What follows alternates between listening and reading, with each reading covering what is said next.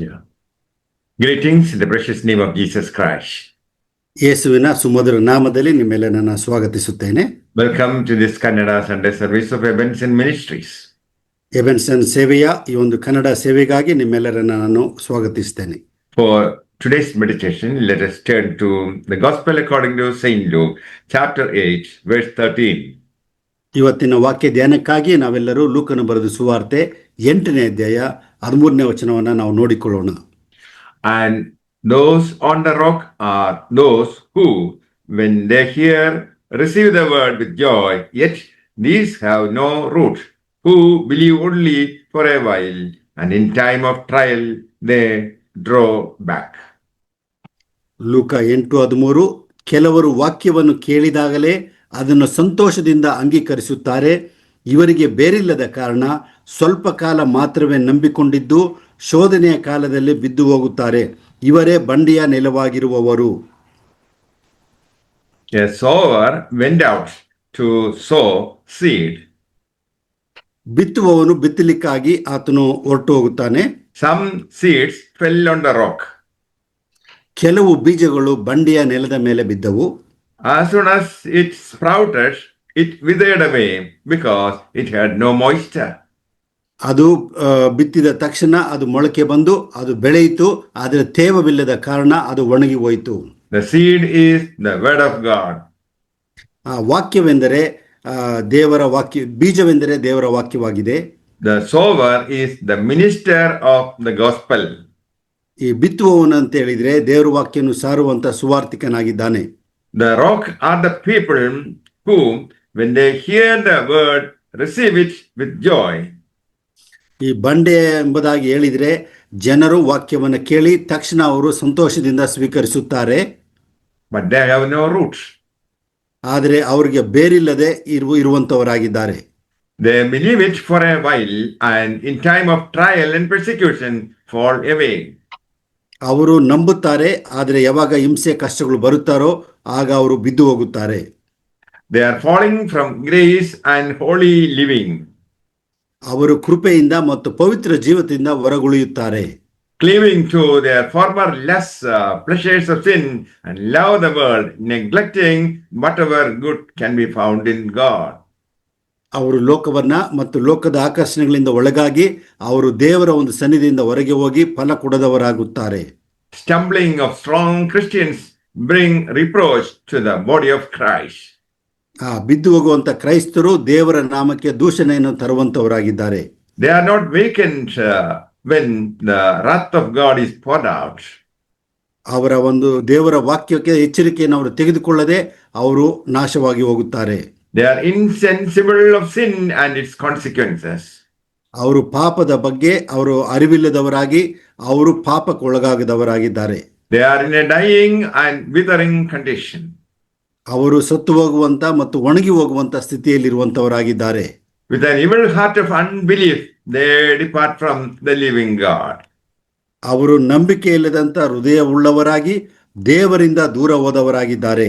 True believers are grafted into Christ by the Holy Spirit. ನಿಜವಾದಂತ ಕ್ರೈಸ್ತರು ಯಾರು ಅಂತ ಹೇಳಿದ್ರೆ ಪವಿತ್ರಾತ್ಮನ ಮುಖಾಂತರವಾಗಿ ಕ್ರಿಸ್ತನಲ್ಲಿ ನೆಲೆಗೊಂಡಂತವರೇ ಆಗಿದ್ದಾರೆ. Without being spiritually in Christ, we can bring no fruit. ನಾವು ಆತ್ಮಿಕವಾಗಿ ಕ್ರಿಸ್ತನಲ್ಲಿ ನೆಲೆಗೊಳ್ಳದಿದ್ದರೆ ಯಾವುದೇ ತರದ ಫಲ ಕೊಡಲಿಕ್ಕೆ ಸಾಧ್ಯವಿಲ್ಲ. True believers shall not cease bearing fruits. ಒಳ್ಳೆ ವಿಶ್ವಾಸಿಗಳು ಅವರು ಫಲವನ್ನ ಬಿಡದೇ ಇರುವುದಿಲ್ಲ. They must be built upon the foundation of the word of God. ಅವರು ದೇವರ ವಾಕ್ಯ ಎಂಬಂತ ಅಡಿಪಾಯದ ಮೇಲೆ ತಮ್ಮ ಜೀವಿತವನ್ನು ಕಟ್ಟಲ್ಪಟ್ಟಂತ ಕ್ರೈಸ್ತರಾಗಿರುತ್ತಾರೆ. They have experimental knowledge of the power of divine truth. ಅವರು ಸತ್ಯದ ಅಂಶವನ್ನು ತಿಳಿದಂತವರಾಗಿ ಕ್ರಿಸ್ತನ ಅನುಭವವನ್ನು ಹೊಂದಿದವರಾಗಿದ್ದಾರೆ. They cannot fall from grace and holiness. ಅವರು ಕೃಪೆ ಮತ್ತು ಪವಿತ್ರತೆಯಿಂದ ದೂರ ಹೋಗುವುದಿಲ್ಲ. If a man has tasted how good and gracious the Lord is and of God's love, he will never wither away. ಅವರು ದೇವರ ಪ್ರೀತಿಯನ್ನ ದೇವರು ಎಷ್ಟು ಉತ್ತಮನೆಂದು ಅವರು ರುಚಿ ನೋಡಿ ಅವರು ದೇವರಿಂದ ದೂರ ಹೋಗುವುದಿಲ್ಲ. If we allow ourselves in any inward guilt or sin, in vain we pray. ನಮ್ಮಲ್ಲಿ ಯಾವುದಾದ್ರೂ ಪಾಪವಿದ್ದರೆ, ನಮ್ಮ ಒಳಗಡೆ ಏನಾದರೂ ದೂಷಣೆ ಏನಾದರೂ ತುಂಬಿಕೊಂಡಿದ್ದರೆ ನಾವು ಪ್ರಾರ್ಥಿಸುವವರಾಗಿರಬೇಕು. Daily attend upon the word in meditation. ನಾವು ಪ್ರತಿದಿನ ದೇವರ ವಾಕ್ಯವನ್ನು ಧ್ಯಾನ ಮಾಡಿ ಓದುವಂತವರಾಗಿರಬೇಕು. It's an excellent means to prevent withering. ನಾವು ದೇವರಿಂದ ದೂರ ಹೋಗುವಂತ ಹೇಳಿದ್ರೆ ನಾವು ಒಣಗುವಂಥದ್ರಿಂದ ನಾವು ದೂರ ಉಳಿಯುವಂಥದ್ದಾಗಿದೆ. Wait on the Lord in hearing of His word and also in prayer. ನಾವು ಪ್ರಾರ್ಥನೆ ಮುಖಾಂತರವಾಗಿ ವಾಕ್ಯದ ಕಡೆ ನಾವು ಗಮನಹರಿಸುವಾಗ ದೇವರ ಕಡೆಗೆ ತಿರುಗಿಕೊಂಡಂತವರಾಗಿದ್ದೇವೆ. Never keep your seat vacant in the holy fellowship and communion of saints. ನಾವು ಭಕ್ತರ ಅನ್ಯೋನ್ಯತೆ ಮತ್ತು ದೇವರ ಪವಿತ್ರತೆಯಲ್ಲಿ ಯಾವಾಗಲೂ ಕೂಡ ಅನ್ಯೋನ್ಯತೆಯಲ್ಲಿ ಇರಬೇಕಾಗ್ತದೆ. The Bible says at such an hour as you think not, the Son of Man will come. ದೇವರ ವಾಕ್ಯ ಹೇಳ್ತದೆ, ನೀವು ನೆನೆಸದ ಗಳಿಗೆಯಲ್ಲಿ ಮನುಷ್ಯ ಕುಮಾರನು ತಿರುಗಿ ಬರುವಂತವನಾಗಿದ್ದಾನೆ. We know not how short our lives may be. ನಮ್ಮ ಜೀವಿತಗಳು ಹೇಗಿದೆ, ಏನಾಗಿದೆ ಎಂಬುದಾಗಿ ಕೆಲವು ಸಾರಿ ನಮ್ಗೆ ತಿಳ್ಕೊಳ್ಳಿಕ್ಕೆ ಕಷ್ಟ ಆಗ್ತದೆ. So we should always be on our watch. ನಾವು ಯಾವಾಗಲೂ ಕೂಡ ನಾವು ಎಚ್ಚರಿಕೆಯಿಂದಿದ್ದು ಜಾಗರೂಕತೆಯಿಂದಿರಬೇಕು. Sin will spoil the seed of grace that is sown in our hearts. ನಮ್ಮ ಹೃದಯದಲ್ಲಿ ಬಿತ್ತಲ್ಪಟ್ಟಂತ ಬೀಜವನ್ನ, ಕೃಪೆಯ ಬೀಜವನ್ನ ಸೈತಾನನು ಹಾಳು ಮಾಡುವವನಾಗಿದ್ದಾನೆ. Weed out pride, inordinate love of the world, carnality, hypocrisy, if you don't want to stumble. ನಾವು ಬಿದ್ದು ಹೋಗದೆ ಇರಬೇಕಾದ್ರೆ ನಮ್ಮಲ್ಲಿರುವಂಥ ಕಪಟತನ, ನಮ್ಮಲ್ಲಿರುವಂಥ ಮೋಸ, ನಮ್ಮಲ್ಲಿರುವಂಥ ದೂಷಣೆ ಕಾರ್ಯಗಳನ್ನು ನಾವು ಬಿಟ್ಟಾಗ ದೇವರ ಹತ್ರ ನಾವು ಅನ್ಯೋನ್ಯವಾಗಿರ್ಲಿಕ್ಕೆ ಸಾಧ್ಯವಾಗ್ತದೆ. Every secret sin must be parted with. ನಮ್ಮಲ್ಲಿರುವಂಥ ಎಲ್ಲ ರಹಸ್ಯ ಪಾಪಗಳನ್ನು ನಾವು ಬಿಟ್ಟಂತವರಾಗಿರಬೇಕು. If needed, the right eye must be pulled out or the right hand must be cut off. ಯೇಸುಸ್ವಾಮಿ ಹೇಳಿದಂತೆ ನಿನ್ನ ಕಣ್ಣು ನಿನ್ನನ್ನು ಪಾಪಕ್ಕೆ ಶಿಕ್ಷಿಸುವುದಾದ್ರೆ ಅದನ್ನು ಕಿತ್ತು ಬಿಸಾಡು, ನಿನ್ನ ಕೈ ಪಾಪಕ್ಕೆ ಒಳಪಡಿಸುವುದಾದ್ರೆ ಅದನ್ನು ಕತ್ತರಿಸಿ ಬಿಡು ಎಂಬುದಾಗಿ ಯೇಸು ಹೇಳಿದ್ದಾರೆ. Herodias must be eliminated if you don't want to fail from grace and holy living. ನಮ್ಮ ಪವಿತ್ರತೆ ಮತ್ತು ಕೃಪೆಯಿಂದ ನಾವು ಇರಬೇಕಾದ್ರೆ ನಾವು ಆತನಲ್ಲಿ ನೆಲೆಗೊಂಡಿರಬೇಕು. A true believer will follow Christ, though it be the cross, though it be our beloved Isaac's, rather than decay in grace and holiness. ನಂಬಿಗಸ್ತ ವಿಶ್ವಾಸಿಯು ಕಷ್ಟಗಳು ಬಂದರೂ ಅವಮಾನಗಳು ಬಂದರೂ ಯೇಸು ಕ್ರಿಸ್ತನನ್ನು ಎಡೆಬಿಡದೆ ಆತನು ಹಿಂಬಾಲಿಸುವವನಾಗಿದ್ದಾನೆ. God allows trials to try His people, that it may be known who are sound and sincere and who are not. ನಮಗೆ ಶೋಧನೆಗಳು ಬಂದಾಗ ನಾವು ದೇವರಿಗೆ ಪ್ರಮಾಣಕರಾಗಿರ್ತೇವೋ ಇಲ್ಲವೆಂಬುದಾಗಿ ದೇವರು ನಮ್ಮನ್ನು ಪರೀಕ್ಷೆ ಮಾಡಿ ನಮ್ಮನ್ನು ಇನ್ನೂ ಉನ್ನತ ಸ್ಥಿತಿಗೆ ಏರಿಸುವಂತವನಾಗಿದ್ದಾನೆ. Many fall away in a time of persecution because their hearts are not right with God.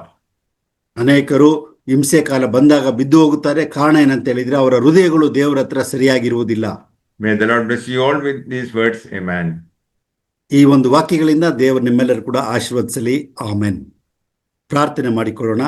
ಕೃಪಾ ಸಂಪೂರ್ಣನಾದ ಪರಲೋಕ ತಂದೆಯಾದ ದೇವರೇ, ನಿನ್ನ ವಾಕ್ಯಕ್ಕಾಗಿ ಸ್ತೋತ್ರ. ಈ ಒಂದು ದಿನಕ್ಕಾಗಿ, ಈ ಒಂದು ಒಳ್ಳೆ ಸಂದೇಶಕ್ಕಾಗಿ ನಾವು ನಿನ್ನನ್ನು ಕೊಂಡಾಡುತ್ತೇವೆ ಸ್ವಾಮಿ. ನಿನ್ನ ವಾಕ್ಯಕ್ಕಾಗಿ ಸ್ತೋತ್ರ. ಅದು ಜೀವಕರವಾದದ್ದು.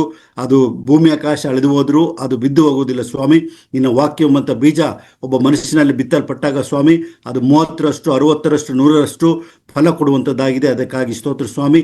ನೀನು ನಿನ್ನ ಕೃಪೆಯನ್ನು, ನಿನ್ನ ಪವಿತ್ರಾತ್ಮನನ್ನು ನಮ್ಮಲ್ಲಿ ಇರಿಸಿದ್ದೆ. ಅದಕ್ಕಾಗಿ ಸ್ತೋತ್ರ ಮಾಡ್ತೇವೆ ತಂದೆಯಾದ ದೇವರೇ.